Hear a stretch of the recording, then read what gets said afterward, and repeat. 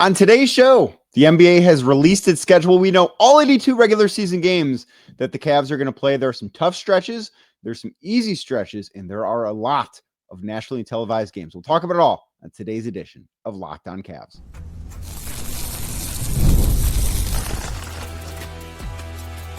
You are Locked On Cavs, your daily Cleveland Cavaliers podcast. Part of the Locked On Podcast Network, your team every day.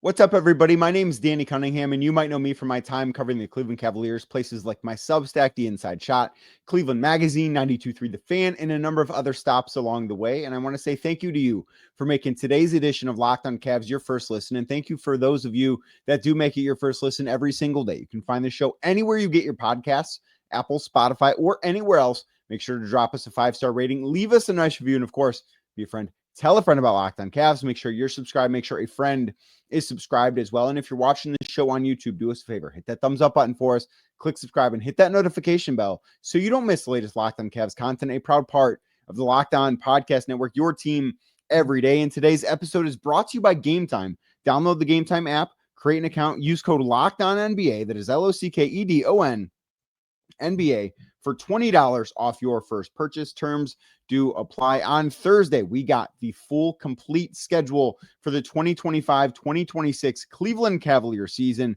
The NBA, of course, announced every team's schedule, and we learned a lot. The first thing that stood out to me about this schedule, the Cavs will make 24 appearances on national television this year. They will have 7 games that are on ESPN. They will have 5 games that are on NBC/Peacock. They will have another 5 games that are exclusively on Peacock. Curious if we're going to view that like NBA TV. I do think that this is probably a little bit higher up the pecking order than an NBA TV game would have been. So I don't think that we're going to count it quite like that. Although I do think that the Peacock exclusive game might be like the least, the least important nationally televised game. 4 games on Amazon Prime, and then 3 games on ABC, which does include Christmas Day, the February 22nd game at Oklahoma City, and then March 8th when the Boston Celtics come to town. I did expect the Cavs to have roughly this amount of nationally televised games. They are a team that deserves to be in the spotlight. They're a team that should be proving over and over throughout this season that they belong in the spotlight. And they're a team that I think America is going to have to get to know very well, probably better than they had to get to know them last year. Despite the fact that the Cavs won 64 games, I do think that this team this year is set up for a little bit more postseason success than what last year's team was. And I've talked about that on several editions of Locked On Cavs. I don't need to dive into that today just because there's a lot of schedule stuff that I do want to get to, but it is good, I think, that the Cavs are going to be on national TV a lot. Opening night on national TV in New York against the Knicks. They also play October 29th on opening night. They play on national TV on ESPN, They play October 27th on Peacock. They have a lot of national TV games. They have the 7th most, I believe, nationally televised game in the Eastern Conference. They're only behind the New York Knicks, which I think was very predictable that they were going to have the most nationally televised games because New York is New York, and that market matters quite a lot, and the Knicks should be pretty good too. And then the Boston Celtics have one more nationally televised game. They have 25 compared to 24 for the Cavs. I was a little surprised by that. Obviously, the Celtics are a huge brand, right? Like everybody knows the Celtics. It's not like they are a marquee franchise. But with them maybe not being as good this year, I was a little surprised to see them getting 25 nationally televised games.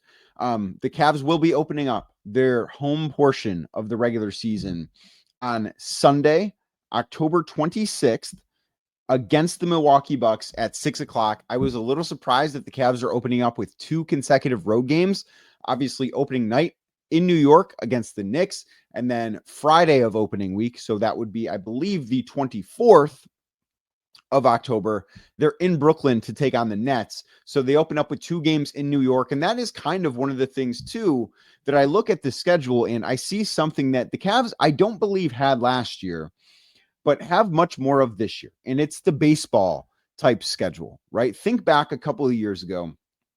They had a set of games in Charlotte. They had 2 games in Charlotte where they're basically in Charlotte for a week. They had 2 games in Orlando where they are in Orlando for the week. They only go there once.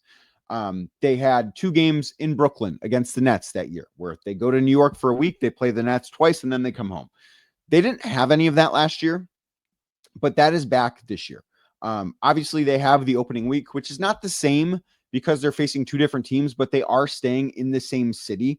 They've got it against Miami in November, where they go to Miami and play the Heat November 10th and November 12th. They also have it in Philadelphia January 14th and January 16th. So they do, and then even home and away ones, they play the Minnesota Timberwolves in Minnesota on January 8th, and then they play the Minnesota Timberwolves at home on January 10th. So they do have some of these baseball type series where it can serve as a bit of a playoff preparation type of thing, regardless of the team. Like, we're not expecting the Brooklyn Nets to be very good, obviously, but being able to prepare for them multiple times in a row. I guess it's not even a good example because that's not one of them.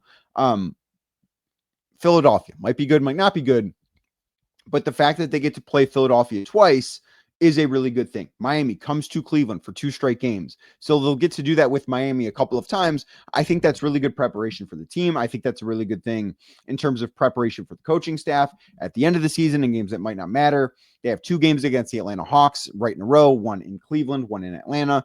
That certainly could be a nice playoff refresher, of course, that I would imagine, if all goes well, by April 8th, the third to last regular season game of the year, I would imagine the Cavs have the 1 seed locked up because I'm expecting this team to win quite a few regular season games. And there are some really good things about this schedule to look at. There are, of course, marquee opponents. The fact that they do play on Christmas Day, a really big deal. That will always be a very big deal. The fact that they play on Martin Luther King Jr. Day at home against Oklahoma City, I think that's a really big deal and should be viewed as such. The fact that, the NBA thinks highly enough of the Cavs, and listen, they should, because of how good they were last year, despite the fact that they did not advance in the postseason, they are getting, I think, a lot of schedule respect. There were some other things that stood out to me. One of them, obviously, you can't play every team in the Eastern Conference 4 times because that's not how it works out. But I was surprised to see, and I don't necessarily know how this gets decided, but the Cavs only play Boston 3 times this year. They play them twice at home and once in Boston, which comes very early in the season. They only play the New York Knicks 3 times this season. They play them once at home, twice at MSG, opening night, and Christmas Day. All 3 of those games, of course, will be nationally televised. They only play Charlotte 3 times. They only play Toronto 3 times, Washington 3 times, and Brooklyn 3 times. I was surprised to see Boston and more particularly New York as teams that the Cavs only play 3 times. New York in particular, and again, I don't know how this gets decided. I'm sure somebody does, but I have not found out how it gets decided. The fact that the 2 best teams in the Eastern Conference only play each other 3 times this season does seem like a bit of a missed opportunity for the NBA. I think it's a bummer that the Cavs and Knicks won't play each other after February. I would love to see kind of how we had it last year where they played twice late in the season, which, you might not need all of that, but one late season matchup to give a playoff preview. But it feels similar to last year against the Celtics, where they played the Celtics on February 28th. And that was expected to be the Eastern Conference Finals. Obviously, neither team made it to that point, but that was expected to be a playoff preview, and you weren't going to see that team again for a few more months. So I do think that is a bit of a missed opportunity. Only having 3 games against Boston, I do think because those 2 teams have played in some really fun, competitive basketball games over the last couple of years. And of course, the Celtics have franchises that are bigger rivals to them than the Cavs are. But I do think that between these 2 groups, all that's been missing to really solidify a rivalry between them is a postseason matchup. We've not gotten that, but we've gotten some very, very exciting regular season games. And of course, would be remiss if I didn't mention in the first segment to the group play games for the NBA Cup that have been scheduled. The Cavs in the same group with Toronto, Washington, Indiana, and Atlanta. They will play Toronto and Indiana at home. They will be on the road against Washington and Atlanta. So that maybe it will matter. Teams that have advanced or won the NBA Cup, I guess more accurately, have not fared well the rest of the season. So I don't know that winning the NBA Cup is a huge goal. Of course, for the Cavs, there are some monetary incentives for it, but I don't know that it's some huge goal. Now, the Cavs, I think the Cavs got a pretty big break from the schedule makers. I'll tell you what that is next, right here on Locked On Cavs. Today's show is brought to you by Game Time. Have you ever decided last minute that you want to head on down to the ballpark and check out a baseball game with friends or family? I know I certainly have, and maybe you have as well. Maybe today is game day, and hey, it is game day, and you want to be in the stands. You could want to be in the stands tonight, downtown Cleveland. Maybe you want to be. Maybe you don't. I don't know. But if you do, Game Time comes in right there because they are the place to go for your last-minute ticket buying needs. It is the easiest way to grab last-minute tickets without all the stress, without all the planning, without having to worry about, man, how am I going to be able to pull this off? Game Time is going to help you out. They're going to help you save money on tickets so that you might be able to even splurge on food, drinks, merch, maybe even invite a bigger group that you were planning on bringing with you, because Game Time makes all of that possible. They make buying tickets fast and simple, and prices on the app actually drop the closer you get to first pitch. Plus, they've got incredible last-minute deals, clear seat views, and a lowest price guarantee that takes all the worry out of buying tickets. So take the guesswork out of buying tickets with Game Time. Download the Game Time app, create an account, redeem code LOCKEDONNBA, that is LOCKEDON NBA for $20 off your first purchase. Terms do apply. Again, create an account, redeem code LOCKEDONNBA for $20 off. Download the Game Time app today. Last minute tickets, lowest price guaranteed. Thank you again for making Locked On Cavs your first listen today and every day. And like I said earlier, you can find the show anywhere you get your podcasts, Apple, Spotify, or anywhere else. Make sure to drop us that 5-star rating, leave us that nice review, and of course, be a friend. Tell a friend about Locked On Cavs. And I think the Cavs got a pretty big break from the NBA schedule makers, because the place that my eyes went after knowing, opening night, we already know that. When is the home opener going to be? How many nationally televised games are the Cavs going to have? After digesting all of that info, the first place that my eyes went was, what does the month of March look like? Because it feels like every single year, the month of March just is the absolute worst for the Cavs, where they have to travel out west and they're gone for 10 days and they play way more road games than home games. And, that seems to always be a bit of an Achilles heel for them. Last year we talked about, they're not peaking at the right time. And how much did this schedule have to do with that? Because they had that long West Coast road trip in the month of March. They had a brutal month where they were barely in Cleveland. Well, I looked at this March and it's very different. So the Cavs open up with an away game in Brooklyn on a Sunday afternoon. Very feasible. Not a big deal there. They play the Detroit Pistons at home 2 days later, and then they've got 4 days off. They are off from Tuesday until Sunday in the month of March. The Cavs having 4 consecutive days off in March feels unheard of. And I'm not sure if that's MAC tournament week. I think the MAC tournament is the next week, but they've got 4 days off before 2 more home games. So in the month of March, the Cavs in 1 week will have more time at home than I believe they had the entire month of March last year, with how frequently they were on the road, the fact they were out west. They took that trip to Nashville in March, if you remember that, before playing Orlando. But it was a brutal month travel-wise for them. But from March 1st until March 10th, the Cavs will fall asleep in Cleveland. Okay, excuse me. March 1st until March 9th. They'll probably travel on March 10th to Orlando. But from March 1st, they will get home from playing Brooklyn on March 1st in the evening, because that's a 3:30 tip-off. They will then be in Cleveland until the morning of March 10th. In that month, for this team, with how frequently that month the schedule is bad for them, that's a huge win. Then that road trip, only 2 games. It's Orlando, it's Dallas. Not a bad road trip whatsoever. Then they're back for another game against Dallas. Again, another one of those like baseball type schedule things where you play the same team multiple times in a row. So they come home for a few days, and then it's another road trip, but it's an easy road trip. It's a 1 time zone road trip. They go, and I'm not saying it's easy because of the opponents, although I don't think any of these opponents are very good, but it's in Milwaukee, it's in Chicago, and then it's in New Orleans. That's very easy as far as travel goes. None of those games are back to back. They're staying in the same time zone the entire time, and then they come back and get 2 days off. This schedule in the month of March is so much better for the Cavs than last year's schedule. After that, they have 3 straight home games in Orlando, Miami back to back, and then another game against the Miami Heat at home before 2 days off. And then they go on their second West Coast trip of the year where they take on the Utah Jazz, the Los Angeles Lakers, and the Golden State Warriors, second to last week of the season. So and then that gets you into April. That month is so much easier than what the month of March has been in the past. Of course, that's not the only West Coast road trip that they have throughout the season. They don't go to Texas 3 times this year. They only go to Texas twice. They'll take on Houston and San Antonio in December. And then, as I mentioned, they go to Dallas in the month of March. They do have another West Coast trip earlier in the season where they will be going out west to take on at the end of December, start of January. They go to Phoenix, they go to Denver, and I feel like I'm missing a few games here.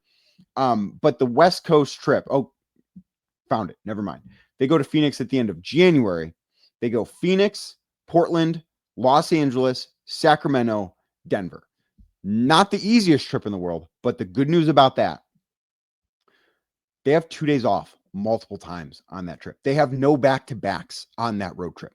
That makes it infinitely easier as far as the travel goes. So they're in Phoenix January 30th. Then they have a day off. They travel to Portland. Then they have 2 days off and they go to LA to take on the Clippers. Then after that game, 2 more days off before they go to Sacramento. Very easy travel. 1 day off, they go to Denver, and then they come home for 1 game before the All-Star break. So I look at what the Cavs have as far as their West Coast trips go. This is, to me, as good of a draw as they could possibly have. They're not bombarded with a West Coast trip in the month of March. Yes, they have to go out west for a slight trip, like it's a 3-game, 4-day trip, which as far as West Coast trips go, not bad whatsoever.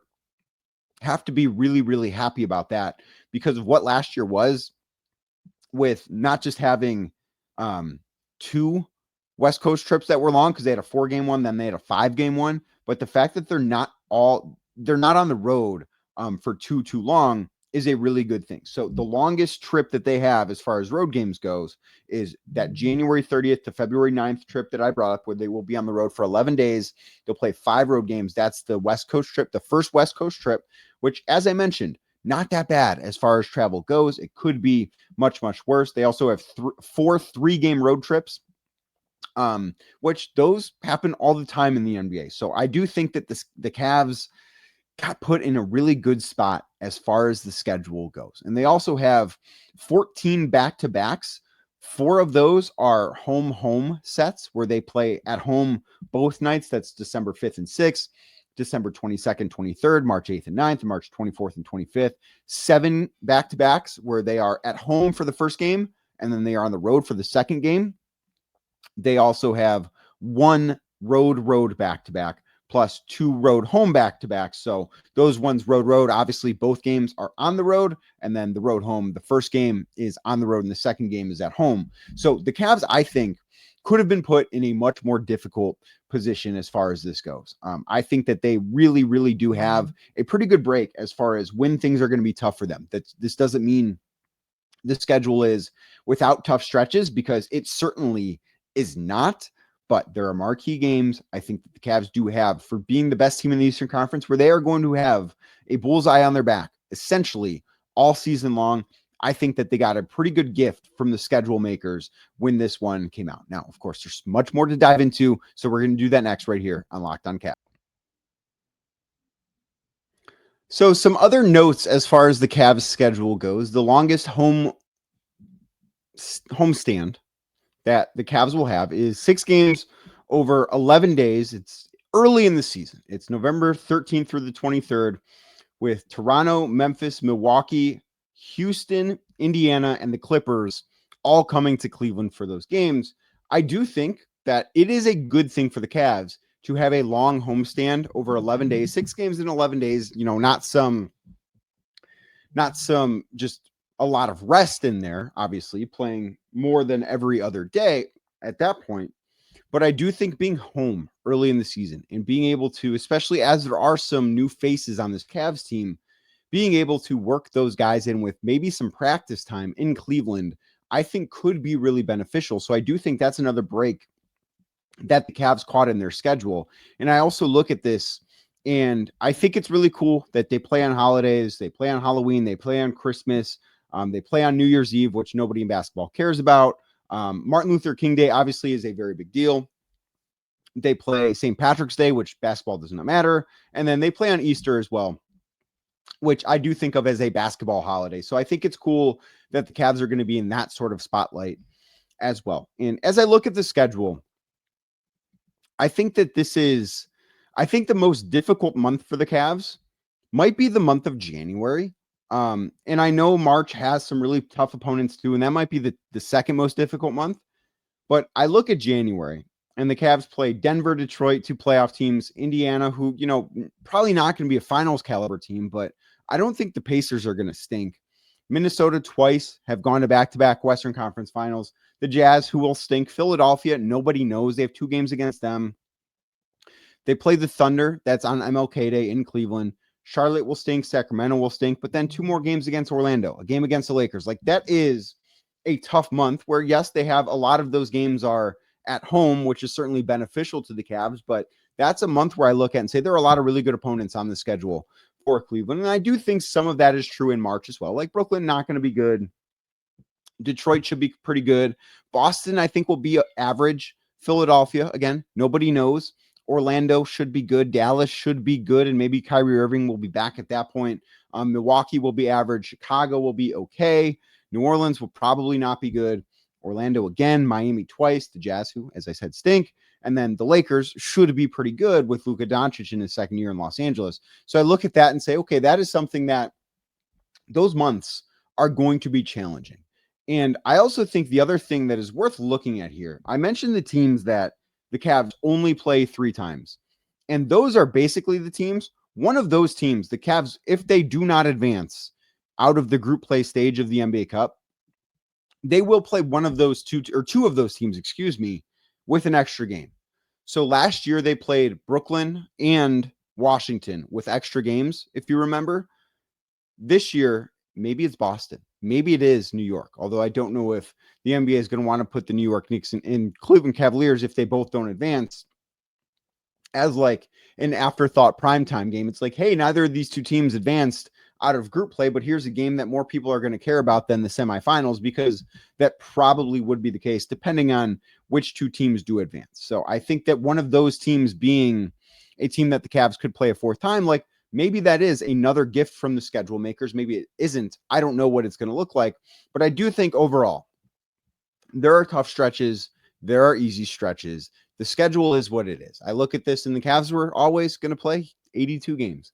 They were always going to play every team from the Western Conference twice.